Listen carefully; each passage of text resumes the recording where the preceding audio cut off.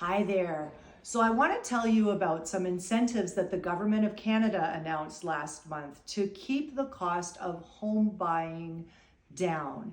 They announced a number of incentives over the last year, but the three that I think are going to have the most impact are these. One of the incentives that the government introduced was the ability to put down a smaller down payment on a home over $1 million. Up until now, in order to buy a home over $1 million, you needed to come up with a $200,000 down payment.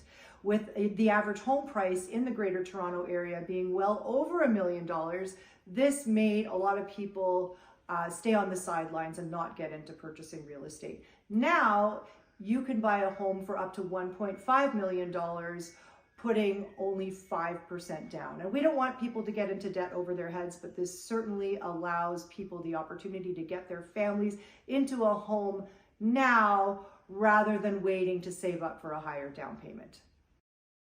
The next enhancement that they announced was the allowance of a 30-year amortization for a mortgage period for first-time buyers and purchasers of new construction.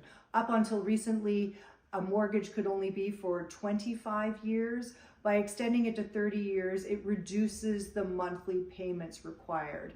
This does mean you'll be paying a little bit more interest over the length of the mortgage, but by doubling up on payments or paying down principals, as some mortgages will allow you to do, then it will allow you to have more spending power. And then finally, the government announced over the last year more tax saving programs for first-time buyers. There's a tax-free first home savings account, and you're allowed to withdraw more money from your RRSP without any tax penalties if you're using that money to purchase your first home.